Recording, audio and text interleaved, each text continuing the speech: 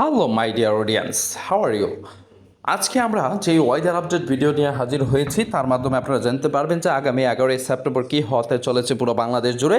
এবং 11ই সেপ্টেম্বর সেই ওয়েদার আপডেটটা আপনাদেরকে জানা আমি মনে করি সবচেয়ে বেশি জরুরি। তা না হলে কিন্তু আপনারা পরবর্তীতে বিপদে পড়তে পারেন। সম্মানিত ভিউয়ার্স, আজকে আমরা 11ই সেপ্টেম্বরের ওয়েদার আপডেট সম্পর্কে জানতে চলেছি এবং সেটা জেনে আপনাদেরকেও জানানোর চেষ্টা করব। আর আপনারা আমাদেরকে যেটা কনফার্ম করবেন যে আপনারা কোথা থেকে আমাদের ভিডিওগুলো দেখেন, আপনারা কোন জেলা সেটাও একটু ঝটপট জানিয়ে দেবেন।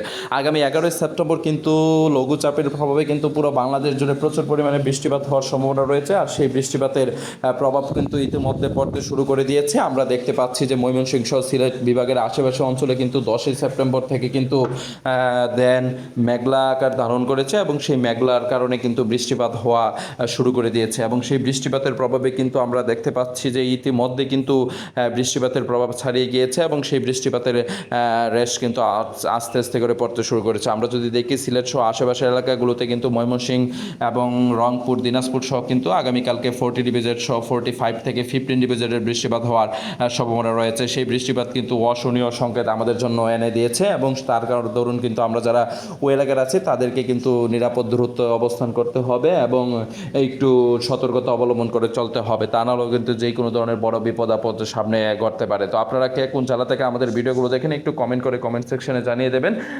যাতে করে আপনাদের ভিডিওগুলো আমরা খুব অতি সহজে দিতে পারি এবং ওয়েদার আপডেট সম্পর্কে আপনারাও কিন্তু সেই তথ্যটা যাতে জানতে পারেন সেটা আমাদেরকে একটু কনফার্ম করবেন। সম্মানিত ভিউয়ার্স, আমরা ইতিমধ্যে দেখতে পাচ্ছি যে আশেপাশের এলাকাগুলোতে কিন্তু আগামীকালকে ভালোই বর্ষণ হবে। যে বর্ষণের পরিমাণ কিন্তু আমরা সর্বোচ্চ দেখতে পাচ্ছি সিলেট সহ আশেপাশের এলাকাগুলোতে কিন্তু 4.5 মিলিমিটার সহ এবং রংপুর বিভাগে কিন্তু আমরা সেটা দেখতে পাচ্ছি যে সেটা দ্বারাই হচ্ছে গিয়ে 12 মিলিমিটার পর্যন্ত। তাছাড়া আশেপাশে ভারতীয় এলাকা সহ অন্যান্য এলাকাগুলোতে কিন্তু সেই পরিমাণে আগামীকালকে বর্ষণ হওয়ার সম্ভাবনা রয়েছে। তো আপনারা কে কোথা থেকে আমাদের ভিডিওগুলো দেখেন, কোন জেলা থেকে, সেটা একটু কমেন্ট করে কমেন্ট সেকশনে জানিয়ে দেবেন।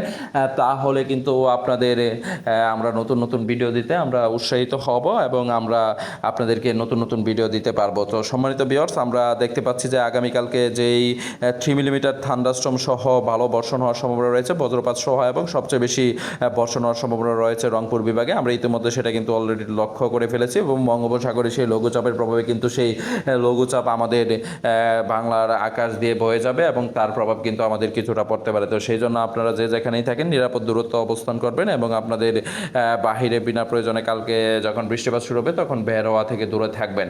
সম্মানিত ভিউয়ার্স, আমরা দেখব যে আগামীকালকে যেহেতু বৃষ্টিপাত হওয়ার সম্ভাবনা রয়েছে, বাংলার আকাশটা কিছুটা মেঘলা অবস্থায় থাকবে এবং সেই জন্য কিন্তু কিছুটা ঠান্ডা অনুভূত হবে এবং সেটা কিন্তু আমরা ইতিমধ্যে দেখতে পাচ্ছি যে 26 ডিগ্রি সেলসিয়াস থেকে 25 ডিগ্রি সেলসিয়াস সর্বোচ্চ তাপমাত্রা হওয়ার সম্ভাবনা রয়েছে আগামীকালকে এবং সেটা 28 ডিগ্রি সেলসিয়াস সর্বোচ্চ যেতে পারে। তো এই ছিল সর্বশেষ আমাদের কাছে ওয়েদার আপডেটের ভিডিও। আপনারা কে কোথা থেকে দেখেন একটু কমেন্ট করে আবারও জানিয়ে দেবেন আর ভিডিওগুলো কেমন লাগে সেটা জানাতে বলবেন না। দেখা হবে নতুন ভিডিওতে, ততদিন ভালো থাকবেন, সুস্থ থাকবেন। Till then take care.